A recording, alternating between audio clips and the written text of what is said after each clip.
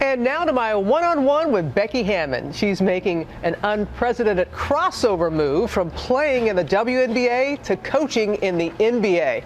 The first woman ever hired as a full-time NBA coach. I went to San Antonio to shoot some hoops with Becky and talk about this historic transition. There's just no words I can say to all of you, except for that I love you. From the bottom of my heart. It was a night filled with emotion in Texas on Friday. This place rises as one as Becky Hammon comes out of the game. As basketball all-star, Becky Hammon officially said goodbye to her 16-year WNBA career.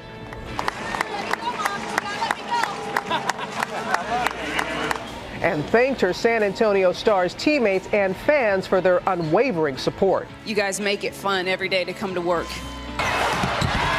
Hammon's retirement made headlines in early August when she was hired as the first full-time female assistant coach in NBA history, joining the reigning champs, the San Antonio Spurs. Women went before me to pave that trail. She seemed destined to be a coach because when you see her out on the floor, she's already the leader out there. Yeah.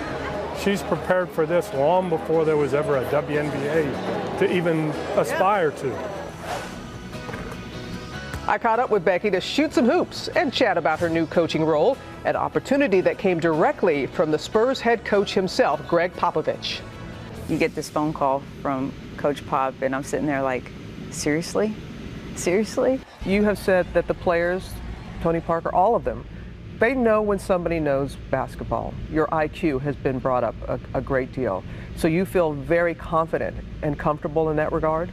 I do. I feel like I've had 20 years of experience at a very high level. And a pick and roll in the women's game is a pick and roll on the men's game. I mean, character, working for each other, trusting your teammates, that stuff, that's universal. The locker room question has come up with you. Have you all addressed that at all, how that will be handled?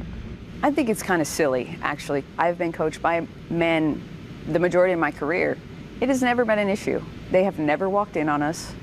So I think it's a non-issue. I really was touched how emotional you became last night when talking about your folks and how you were very fortunate to be in such a supportive household. Mm-hmm. You got to pick up the phone and say, hey, Dad, I'm coaching in the NBA. Yeah.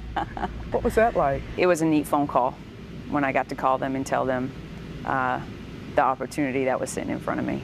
You saw me, she wants to get that now. Becky now hopes her story inspires others to dream big. There are going to be so many people, Becky, that you're going to give them hope.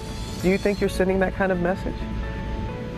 It's not that I set out to say I'm going to be the first assistant coach in the NBA. That really, it was never my intent.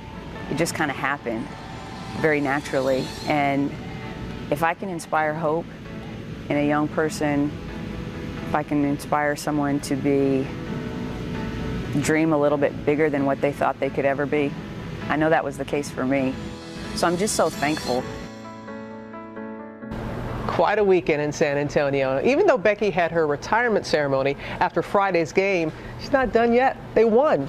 So they are on to the WNBA playoffs, and they begin their series against the Minnesota Lynx on Thursday, 9 p.m. Eastern, and you can see it on ESPN2.